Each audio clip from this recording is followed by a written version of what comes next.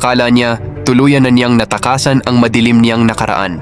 Matapos ang maraming taon bilang isang elite assassin ng MI6, pinili ni Michael Mason na mamuhay ng tahimik at mag-isa sa isang liblib na isla. Ngunit nang iligtas niya ang isang batang babae mula sa isang malagim na aksidente, bigla siyang muling naging target ng sarili niyang organisasyon. Ngayon kailangan niyang harapin ang mga taong dating kakampi niya at gamitin muli ang mga kakayahang matagal na niyang tinago. Pero sa pagkakataong ito, hindi na siya lumalaban para sa isang misyon. Lumalaban siya para iligtas ang isang inosenteng buhay. Sa isang malamig, tahimik at halos walang katao-taong bahagi ng Scottish Outer Hebrides, may isang lalaking namumuhay ng malayo sa sibilisasyon. Wala siyang pakialam sa ingay ng mundo. Wala siyang social life. Wala siyang interes na makipagkaibigan. At higit sa lahat, wala siyang gustong makaalam sa kanyang tunay na pagkatao. Ang pangalan niya ay Michael Mason. Sa unang tingin, isa lamang siyang tahimik na lalaking piniling mamuhay mag-isa sa isang malayong isla. Ngunit sa likod ng kanyang simpleng buhay ay isang nakakatakot na nakaraan. Dati siyang isa sa mga pinakamapanganib na assassin ng MI6. Bilang miyembro ng isang lihim na grupo na tinatawag na Black Kite, sinanay si Mason upang maging isang perpektong killing machine. Kaya niyang pumasok sa mga lugar na mahigpit ang seguridad, makipaglaban sa maraming kalaban, mag-set up ng mga bitag, at pumatay ng walang pag-aalinlangan. Ngunit 10 taon na ang nakalipas, may isang utos na hindi niya kayang sundin. At ang pagtangging iyon ang tuluyang nagpabago sa kanyang buhay. Sa kanyang pagkakakulong sa sarili niyang mundo, halos pare-pareho ang ginagawa ni Mason araw-araw. Namumuhay siya ng simple. Kaunti lamang ang kanyang kagamitan at halos wala siyang koneksyon sa labas. Ang kanyang mga supply ay regular na inihahatid ng isang teenager na si Jessie, kasama ang kanyang tiyuhin. May espesyal na koneksyon. Ang tiyuhin ni Jessie kay Mason dahil dati rin itong nagsilbi kasama niya sa Royal Marines. Hindi man pala salita si Mason, komportable siyang kasama ang dalawa. Si Jessie naman ay tila interesado sa misteryosong lalaki. Hindi niya alam kung bakit piniling mamuhay ng mag-isa si Mason, pero napapansin niyang kakaiba ito kumpara sa ibang taong nakilala niya.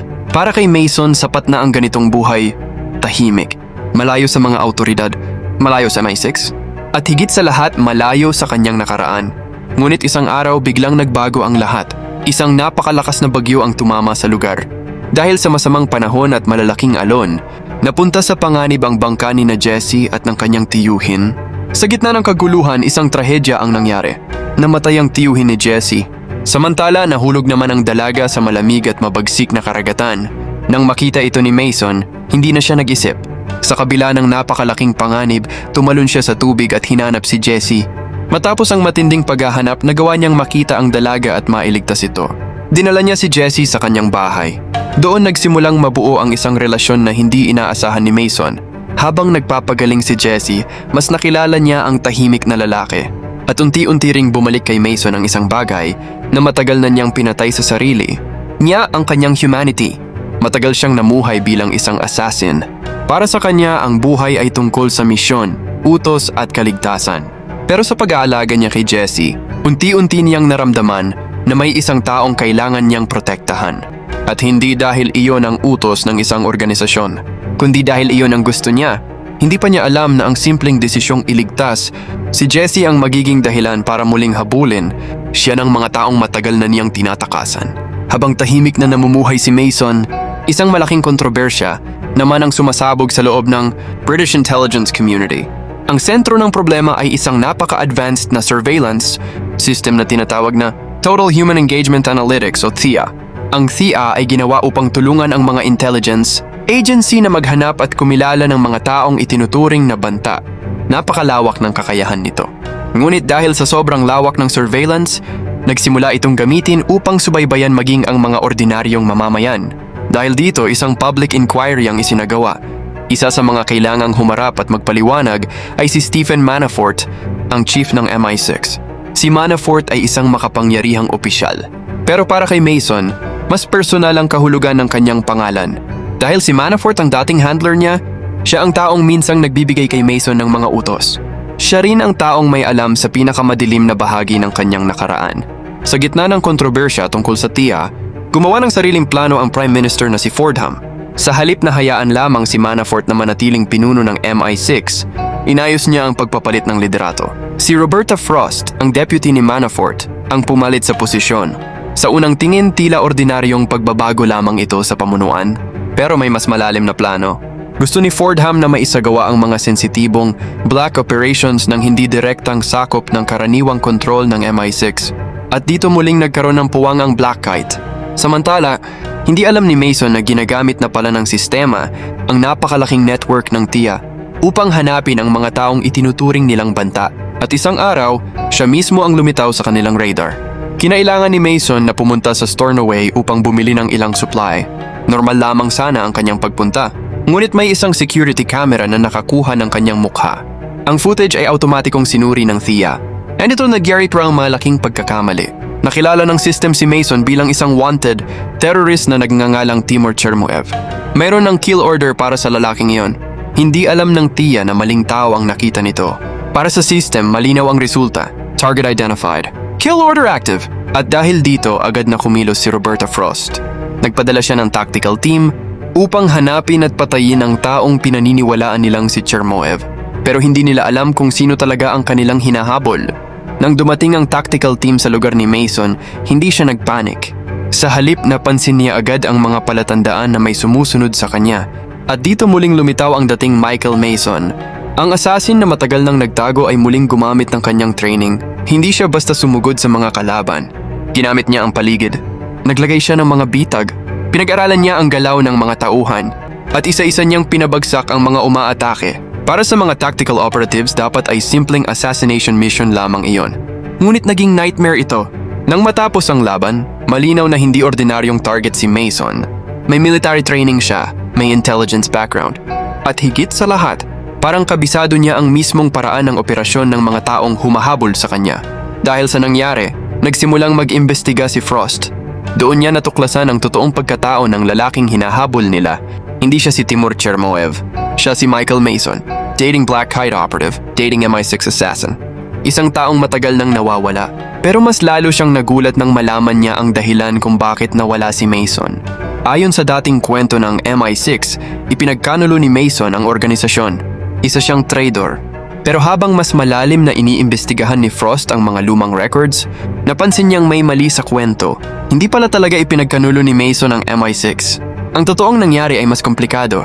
10 taon na ang nakalipas, nakatanggap si Mason ng isang assassination order. May isang Iranian nuclear program defector na kailangang patayin. Bilang Black Kite operative, malinaw ang kanyang trabaho. Hanapin ang target, patayin ito at umalis. Walang tanong, walang emosyon, walang pagsuway. Ngunit nang makita ni Mason ang taong kailangan niyang patayin, hindi niya nagawa. Alam niyang hindi simpleng target ang taong iyon.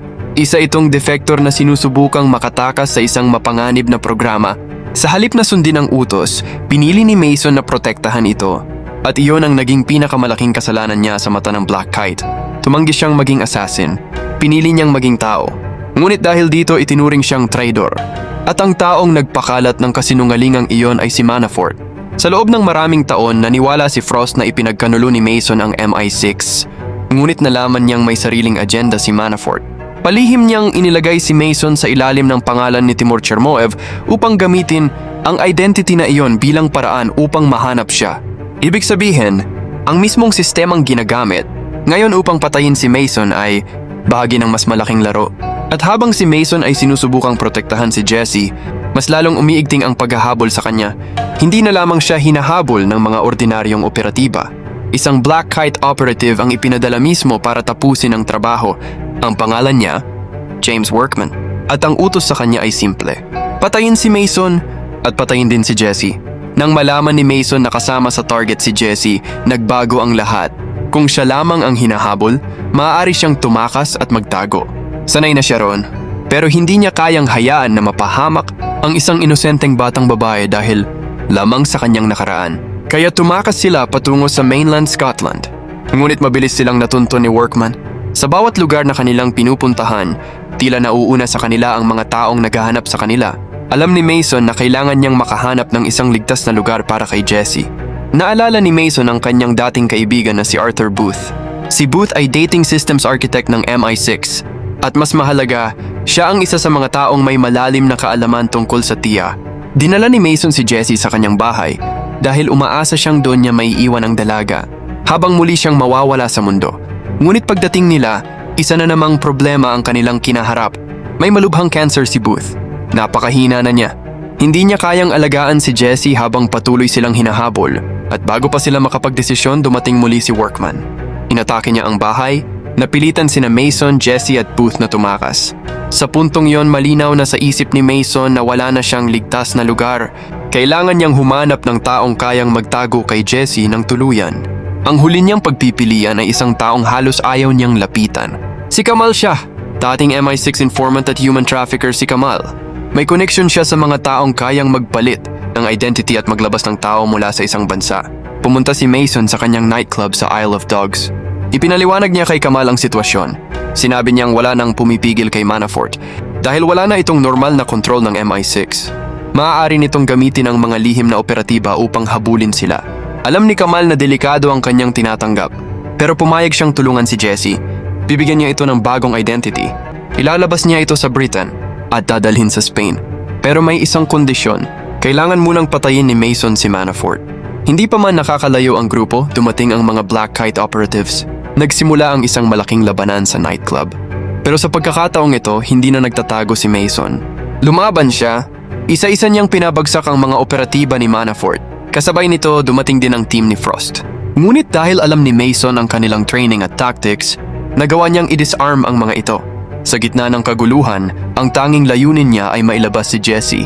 Wala nang halaga sa kanya ang kanyang sariling kaligtasan. Ang mahalaga ay makaalis ang dalaga. Nang makarating sila sa pantalan, malapit na nilang makamit ang kanilang layunin. Makakasakay na si Jessie. Makakapunta na siya sa Spain. And Marston magsimula ng bagong buhay. Ngunit bago sila tuluyang magkahiwalay, humingi si Jessie ng isang bagay kay Mason. Gusto niyang sumama ito. Gusto niyang manatili si Mason sa kanyang tabi. Dahil sa lahat ng nangyari, hindi na lamang siya isang taong iniligtas ni Mason. Para na niyang itinuring itong pamilya. Pero alam ni Mason ang katotohanan. Kung sasama siya, hindi matatapos ang paghahabol. Kaya pinili niyang manatili sa likod. At bago pa sila tuluyang makaalis, dumating ang huling kalaban, si James Workman. Sa huling pagkakataon, nagharap ang dalawang Black Kite operative. Pareho silang sinanay sa parehong uri ng brutal na combat. Pareho silang eksperto sa pagpatay. Ngunit may isang malaking pagkakaiba. Si Workman ay lumalaban dahil sa utos. Si Mason ay lumalaban dahil may taong gusto niyang protektahan. Naging brutal ang kanilang laban. Walang gustong umatras. Habang nagpapatuloy ang kanilang sagupaan, siniguro ni Mason na makakasakay si Jessie sa bangka. Sa huli, matapos ang isang matinding pakikipaglaban, nagawa niyang patayin si Workman. Nakaligtas si Jessie at nakalayo ang bangka. Ngunit para kay Mason, mayroon pa siyang isang huling bagay na kailangang gawin. Kailangan niyang harapin si Manafort. Pumunta si Mason sa pribadong estate ni Manafort. Pagkatapos ng 10 taon ng pagtatago, sa wakas ay nagkaharap ang dalawang lalaki. Para kay Manafort, walang pagsisisi sa ginawa niya. Sa kanyang pananaw, si Mason ay isang sundalo. At ang isang sundalo ay walang karapatang magkaroon ng sariling desisyon. Ipinaalala niya kay Mason ang pinakamahalagang prinsipyo ng Black Kites, unconditional loyalty. Para kay Manafort, kapag binigyan ka ng utos, kailangan mo itong sundin kahit sino pa ang mamatay. Pero hindi na iyon pinaniwalaan ni Mason. Sa loob ng maraming taon, akala niya kailangan niyang mabuhay bilang isang sandata upang mabuhay. Ngunit habang nakilala niya si Jessie, naintindihan niya ang isang bagay. Ang kanyang tunay na lakas ay hindi ang kakayahang pumatay. Ang kanyang tunay na lakas ay ang kakayahang pumili. Pinili niyang protektahan ang isang taong walang kalaban-laban. Pinili niyang tumanggi sa isang utos na labag sa kanyang konsensya. At sa huli, pinili niyang harapin ang taong responsable sa lahat ng nangyari. Sa huling paghaharap nila, binaril ni Mason si Manafort. Sa wakas, tapos na ang taong matagal na kumokontrol sa kanyang buhay. Lumipas ang 3 buwan. Akala ng lahat ay tapos na ang kwento, ngunit hindi pa rin sumusuko si Roberta Frost. Gusto pa rin niyang mahanap si Mason at higit sa lahat patuloy na minamanmanan si Jessie. Samantala nasa Ronda, Spain na ang dalaga. Tahimik siyang namumuhay sa ilalim ng kanyang bagong identity. Isang araw, habang nakaupo siya sa isang kafe, may natanggap siyang maliit na bagay. Isang chess piece. Hindi man ito mukhang mahalaga sa ibang tao, alam agad ni Jessie kung sino ang nagpadala. Si Mason. Tumingin siya sa labas. At doon, sa kabilang bahagi ng kalye, nakita niya ang isang pamilyar na figura. Si Mason. Hindi ito lumapit. Hindi siya nagsalita. Tahimik lamang siyang nakatingin mula sa malayo. Para sa kanya sapat nang malaman niyang ligtas si Jessie. Matapos ang ilang sandali, tumalikod siya at naglakad palayo. Muli na naman siyang mawawala. muli na naman siyang magtatago. Pero sa pagkakataong ito, hindi na siya tumatakbo dahil takot siya sa nakaraan. Tumatakbo siya upang protektahan ang kinabukasan ng isang taong naging mahalaga sa kanya. At dito nagtatapos ang kwento ni Michael Mason, isang dating assassin na buong buhay na tinuruan na ang pagsunod ang pinakamahalaga, ngunit sa huli ay natutong ang tunay na tapang ay ang pagtanggi sa maling utos at pagpili na maging tao. Dahil minsan, ang pinakamahirap na laban hindi sindurian sa siniparaan sa mga taong gustong pumatay sa iyo. Ang pinakamahirap na laban ay ang pakikipaglaban sa sarili mong nakaraan. At sa pagkakataong pinili ni Mason ang kanyang konsensya kaysa sa utos, doon niya tunay na natagpuan ang kalayaan. Ipinapakita ng Shelter na hindi nasusukat ang tunay na pagkatao sa nakaraan ng isang tao, kundi sa mga desisyong ginagawa niya sa kasalukuyan. Si Michael Mason ay dating assassin na buong buhay na naturuan na sumunod, pumatay at huwag magpakita ng emosyon. Ngunit dumating ang pagkakataong kailangan niyang pumili sa pagitan ng pagsunod sa utos at paggawa ng tama. Sa kanyang pagtangging patayin ng isang inosenteng tao, itinuring siyang traitor. Ngunit kalaunan, napatunayan na ang kanyang pagsuway ang siyang nagpakita na meron pa siyang konsensya at malasakit. Ipinapakita rin ng pelikula na ang pagiging makapangyarihan ay hindi nangangahulugang kailangan mong kontrolin ang lahat. Si Manafort ay naniniwala na ang isang sundalo ay dapat sumunod ng walang tanong. Ngunit ipinakita ni Mason na may mga pagkakataong kailangang gamitin ang sariling isip at konsensya, lalo na kapag ang isang utos ay mali at may inosenteng taong masasaktan. At higit sa lahat, ipinapaalala ng pelikula na kahit gaano kadilim ang naging buhay ng isang tao, may pagkakataon pa rin siyang magbago. Sa pagprotekta kay Jesse, muling natuklasan ni Mason ang kanyang humanity, ang kakayahang magmahal, magmalasakit, magsakripisyo, at gumawa ng tama kahit kapalit nito ang sarili niyang kaligtasan. Minsan, ang pinakamalaking laban ay hindi laban sa mga taong humahabol sa atin, kundi laban sa sarili nating nakaraan. At ang tunay na tapang ay hindi lamang ang kakayahang lumaban o pumatay. Ito ay ang pagkakaroon ng lakas ng loob na piliin ang tama, kahit alam mong ikaw mismo ang maaaring maging kapalit.